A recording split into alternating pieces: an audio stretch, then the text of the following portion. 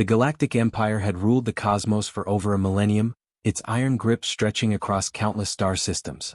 Its expansion was methodical, its conquests inevitable. Each new world faced the same fate: surrender or annihilation. The Empire's enforcers, known as the alien warlords, were beings of legend, engineered for combat, trained for domination, and feared even among their own kind. This time, their sights were set on a small blue planet on the fringes of a nondescript star system: Earth. Earth, by all accounts, was a curiosity. Unlike the more advanced civilizations the Empire had crushed, this planet was fragmented, divided into warring nations, each jealously guarding its limited technology. The Galactic Council deemed Earth primitive and weak, its people a disorganized rabble barely worth the effort of conquest. It was to be a swift campaign, a reminder to other worlds of the Empire's supremacy. On the day the invasion began, the skies above Earth turned dark as immense alien dreadnoughts pierced the atmosphere, their hulls glowing with an ominous green light. Cities across the globe erupted in chaos. Massive war machines descended from the ships, each manned by towering warlords with scaled armor, bioluminescent eyes, and weapons forged to end civilizations. The Empire's soldiers spread out like locusts, overwhelming Earth's military forces with ease. Humanity had never faced an enemy like this. In the shadow of this destruction, world leaders gathered in a desperate council. Beneath the bunkers of an undisclosed location, generals and scientists debated their next move. Satellites were falling, nuclear weapons were being intercepted mid-air, and humanity's finest weaponry barely scratched the alien war machines. Fear and despair clung to the air. "We need something they can't anticipate," General Keating said, slamming his fist on the table. His graying hair and haggard face bore the weight of humanity's survival. "If we continue like this, we're finished?" Dr. Elena Vasquez, a biotechnologist, leaned forward. "There's one project, but it's not a conventional solution. It's a gamble." The room fell silent. "Explain," Keating demanded. Vasquez hesitated, her eyes flickering to the classified documents in her hands. "Years ago we attempted to harness a unique force of nature. Something beyond human. A resurrection project?" She paused, then added, "Jason Voorhees?" A ripple of disbelief spread across the room. Jason Voorhees. The name was an urban legend, a whispered tale of terror in the annals of human history. He was said to be a relentless, unstoppable killer, a force of vengeance that defied death itself. For decades, Jason's legacy had haunted humanity's darkest nightmares. "You're suggesting we bring him back?" another general asked, incredulous. Vasquez nodded. "We already have. We were studying his unique biology before this invasion began. He's not just a man, he's something more. Immortal, unyielding. If the Empire wants terror, we'll give them something to fear." Keating rubbed his temples. "And you think we can control him?" "We've equipped him with experimental technology," Vasquez replied. "A neural limiter designed to focus his aggression on a single target. The invaders." The debate raged on, but desperation won. With no other options, the council gave the green light. Deep within the facility, in a containment chamber reinforced with layers of steel, Jason Voorhees stirred. When the aliens landed in a small, isolated town for their next incursion, they expected little resistance. Civilians fled before them, their screams silenced by energy blasts and heavy boots. Warlord Zytrax, a hulking creature with insectoid limbs and a voice like grinding metal, surveyed the carnage with disdain. "Pathetic," he growled. "These humans offer no challenge." Then the temperature seemed to drop. A faint mist curled through the air, and an oppressive silence fell over the battlefield. From the shadows a figure emerged. Jason Voorhees stood tall, his hulking frame draped in tattered clothing and a hockey mask that gleamed in the dim light. In his right hand he clutched a machete, old, rusted, but undeniably menacing. His movements were slow, deliberate, and terrifyingly calm. Zytrax laughed, the sound like shattering glass. "This is their resistance?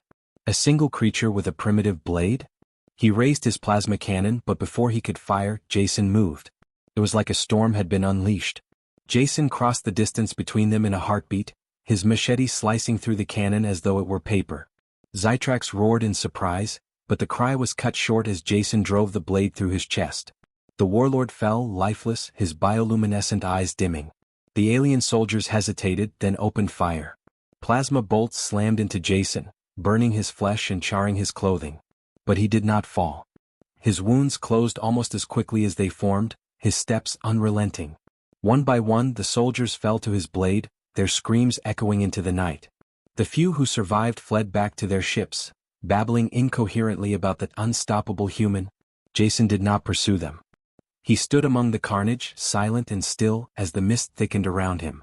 In the control room, Vasquez and the others watched through live satellite feeds. The room was deathly quiet, save for the occasional beep of a monitor. "He's effective," Keating finally said, though his voice was tinged with unease. "More than effective," Vasquez replied. "He's unstoppable. They'll remember this day and they'll fear us for it." But as she spoke, her gaze lingered on Jason's image. He stood alone in the ruins of the town, surrounded by the remains of both alien invaders and human victims. There was no joy, no victory in his stance. Only a cold, inhuman purpose. This was Earth's savior, she realized. Not a hero but a monster unleashed. And the Galactic Empire had no idea what it had just awakened.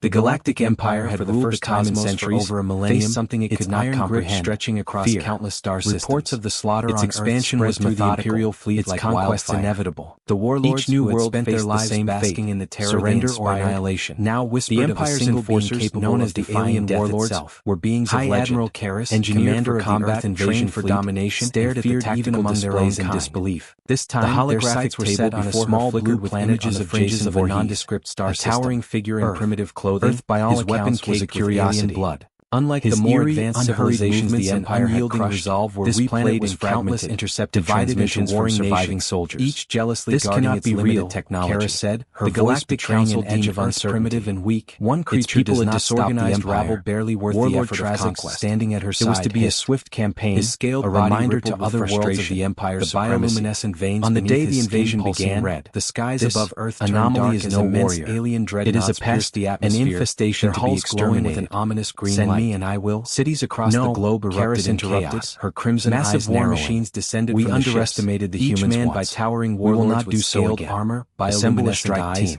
and weapons forged to end civilization. In this farce, the Empire's soldiers spread out what was once a bustling metropolis, overwhelming Earth's military forces continued his silent rampage. Humanity had never faced an enemy like this. Had regrouped. In the shadow of this destruction, genetically enhanced leaders gathered in with plasma weaponry and fortified armor. Beneath the bunkers of an undisclosed location, disciplined generals and scientists debated their next gliding over rubble with satellites were falling, nuclear weapons were being intercepted mid-air, his voice, distorted through a translator, weaponry barely scratched the alien war machines. Flush it out and despair clung to the air. Remember, it is just something they can't anticipate. Bleeds. General Keating said, slamming his fist on the table. Jason emerged from the shadows without a haggard face bore the weight of humanity. The leader had only a moment to react before Jason's machete clips were finished. Section. Dr. Elena Vasquez, a biotechnologist, leaned forward. Chaos erupted. There's one project, plasma bolts, but it's not a conventional solution. Striking Jason again and again. The room fell silent. His body convulsed with each hit. Keating demanded, and clothing Vasquez hesitated, but he didn't stop. Eyes flickering to the classified documents in her hands. His blade years ago we attempted to harness a one by one the force of nature.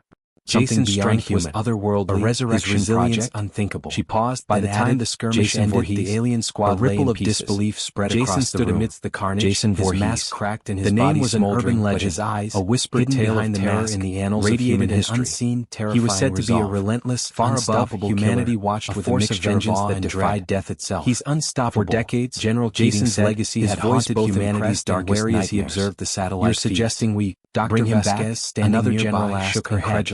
He's not unstoppable. He's uncontrollable. We've already lost civilians before this invasion began. Jason doesn't distinguish between them and the aliens. He's a weapon, not a savior. If the Empire wants his arms, we'll give them something to fear. He's the only thing standing between us and extinction. And you think we can control him? Working.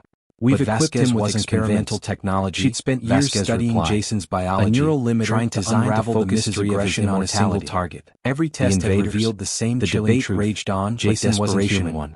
He was something no other far options, darker, the council something driven by forces humanity deep within the facility, in a containment chamber reinforced by layers of steel. Sir, Jason, a technician called out. When the aliens landed in a small, isolated town for their next incursion, heading towards Jason's little resistance. Good, civilians fled before them. Let them try. Silenced by the Empire's response and heavy boots. Entire battalions of warlords descended upon Jason's limbs, and a voice supported by massive mechanized units the carnage gunships. The aliens left nothing to chance. These humans offered the area with firepower. Then the temperature seemed to drop the city, reducing entire blocks to rubble. and an oppressive silence fell over the battlefield. Cautiously. From the shadows, their leader, an imposing figure named Voorhees, stood tall, surveyed the devastation. His hulking frame draped in tattered clothing, one of his subordinates gleamed in the dim light. Before Vrakshin could answer, in his right hand, he clutched a machete. Noise echoed through the debris, but undeniably a slab of concrete shifted, then his movements were slow, deliberate, Voorhees emerged from the wreckage. His body charred and broken, sound like shattering but already beginning to heal. This is their resistance. The warlords hesitated. A single creature with a primitive through their ranks as Jason raised his plasma cannon, but before he could fire, Jason moved. Vrakshin was like a storm had been unleashed. The battle that followed was a massacre. Jason crossed the distance between them like a predator, his machete slicing through the cannon as though it were paper. He ripped through alien ranks with terrifying surprise, his endurance defying all logic. Jason drove the blade through his chest. Even as their weapons tore into him, the warlord fell lifeless. The warlords, trained to fight without fear, began to falter. The alien soldiers hesitated, then the battlefield was silent. Plasma bolts Jason stood alone once more, burning his body battered, charring his clothing. The alien forces had been annihilated. His wounds closed in the Empire's flagship as they formed. High Admiral Karras clenched her fists as the latest reports came in. Soldiers fell to every attempt to subdue the creature had failed into the night. Casualties were mounting and morale was plummeting. Their ships. This is unacceptable, incoherently about the unstoppable human. If we cannot kill it, Jason did not destroy the entire region. He stood among the carnage, silent her officers hesitated. The mist thickened around him. One of them in the control room, Vasquez and the others destabilized the planet's atmosphere. The room was deathly quiet, I don't care, save for the occasional beep of a monitor. Do it. This thing is a threat to the Empire finally said, though his voice was tinged with unease. Karras stared out the window at the planet. Vasquez replied. She couldn't shake the feeling that she was no longer the hunter in this conflict. And they'll fear us back on Earth. But as she spoke, Vasquez watched Jason's latest rampage with a heavy heart. He stood alone in the alien bodies piled around him, surrounded by the remains of both alien invaders. He had no allegiance, no sense of friend or foe, no victory, only an unrelenting drive to destroy. Only a cold and human purpose. We can't keep this up. This was Earth's savior. What choice do we have? Not a hero, but a monster unleashed. Vasquez turned to him, and the Galactic Empire had no idea what it had just awakened. We need to find a way to stop him before he destroys us all. Because if the aliens don't kill us, Jason will. The general said nothing, his silence a grim acknowledgement of the truth. Jason Voorhees was a double-edged sword. And as the Galactic Empire prepared its next move, humanity's greatest weapon might also be its doom. The Galactic Empire has ruled the cosmos for over a millennium, something it did not comprehend. The invasion that should have been reports of the slaughter its expansion turned into a nightmare. Its conquest inevitable. The warlords world spent their lives had become a living surrender or annihilation. Now with the Empire's enforcers, their strategies to the warlords, High Admiral Karras, engineer for combat invasion for domination, stared at your tactical displays and Karras commanded. This time the holographic table set on small liquid planets of fringes of the Imperial flash towering figure in primitive officers by all weapons hazy curiosity blood. The planet Gamor was civilization with the Empire had destabilized this planet is fragmented, reducing it to multiple warring nations. It was the ultimate demonstration of the Empire's technology, but using it galactic annihilation of primitive and weak, including their own people and disorganized rabble, barely worthy of conquest. An officer there was to be a swift campaign scaled, a reminder to other worlds of the Empire. This creature is an existential. On the day the invasion began, we will show no mercy. Anomaly is no warrior. It is a pest, an infestation. Hulk stood amid the aftermath. And I will. Cities across the globe are drenched in blood. Massive war alien descended. We underestimated each man by towering warlords. Not do so. Around him lay the assembled strike team, most fierce warlords to end civilization. Bodies torn apart. The Empire's soldiers spread out like locusts, bustling, overwhelming natural military forces. Jason tilted his head. Humanity had never faced an invaders had regrouped. In the shadowing the squad genetically had shifted into gathered formation, and a massive beneath the bunkers of they moved as one of the large disciplined generals and scientists forms gliding over rubble with satellites were falling, nuclear weapons were being intercepted. What is that? Distorted general translated weaponry terrors and desolation. Dr. Vasquez's face went fear and despair clung to the planet. Remember, it is just something they can't anticipate. General Heaton said. He slammed his fist on Jason emerged from the shadows without a haggard face. What do we? The leader had only a moment. Vasquez hesitated. If we continue like this, we have Jason. Dr. Elena Vasquez torso with the general's jaw tightened as he realized there's one project. Plasma bolt, but it's not an conventional solution. Striking Jason again against the Empire's flash, his body convulsing in each face. Beyond any chance of Vasquez hesitated, but he didn't stop. It's a suicide mission. Every movement was set in their hands. His blade years ago we attempted to harness it one by one. The plan was hastily devised. Jason's strength using one of the resurrection aircraft unthinkable. They transported Jason to a launch site. The alien squad ripple of disbelief spread across the neural limiter. Jason Voorhees' brain was recast an urban legend. It signals spoken tale of terror on the planet radiated as unseen, terrifying. Jason remained relentless and far above humanity, secured in a drama that defied death itself. His mask had been replaced with General Jason's legacy had haunted humanity in the wary as he observed the satellite, suggesting we bring him back. Standing as the countdown began, the soldiers around him stopped prayers. He's already Jason's safety. We've already lost biology before this invasion began. Jason is not just a man and the atmosphere toward the Empires and not a savior. Jason's speed inside the craft will give them something. The only thing standing between us and extinction. As the craft approaches the enemy controls working, the neural Vasquez was experimental and Jason's unyielding Vasquez honed Jason's biology. A neural limit dropship slammed into the direction of a single target. Every test of armor before coming to a halt raged on. Jason was out. His mission was no other option began his something driven by alien soldiers deep within the facility in a containment chamber interrupted by an layers of steel. But Jason's technician stalled out. When the aliens landed on a small, isolated town, massive troop movements heading towards Jason's little ship's defenses, designed to impel Grim armies, their screams silenced by the Empire's Jason advanced brutal. Karis watched battalions of Warlords descended upon Jason's locations and a voice supported by a mixture of fury and desperation. Seal that inner shroud, nothing to chance. These humans do not let that thing reach the core. Then the temperatures officers scrambled, reducing entire curls through the air. And when the dust reached the central reactor battle, his machete sparking against their leader and opposing figures. Jason Voorhees stood tall beside the devastation with energy. Is it dead? One of his charges for deployment in the dim light. Jason entered his right hand, a low, grinding noise locking onto the towering alien slab of concrete. The battle within the reactor chamber was daylight Voorhees of the Empire wreckage. His automated defense sound like but already beginning to heat. This is their reason. The Warlords had Jason's single creature was primitive through their ranks as Jason raised his plasma cannon, ripped apart control panels, destroyed power fractions like a storm fury. The battle that followed was Jason crossed the distance. Jason moves like a predator. This ends now. She's slicing through the cannon. She activated the ship's alien Zytrax roaring intending to annihilate Jason cut short. Jason drove the blade. Jason was torn into him. The Warlords alarms blared. The Warlords began to rip out. The alien soldiers hesitated. The battle one final blow. Plasma bolts stood alone, one unstable, burning body massive chain reaction.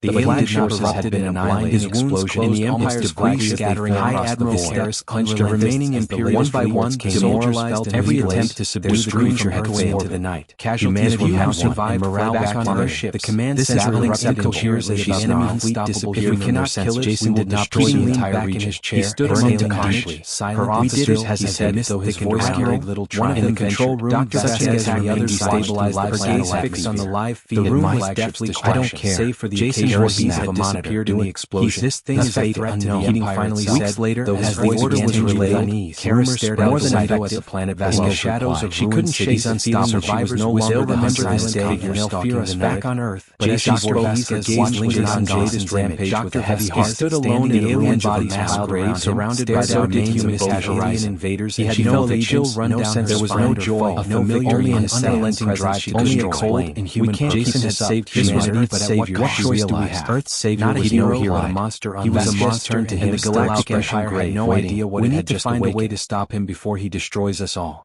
Because if the aliens don't kill us, Jason will. The general said nothing, his silence a grim acknowledgement of the truth. Jason Voorhees was a double-edged sword. And as the Galactic Empire prepared its next move, humanity's greatest weapon might also be its doom.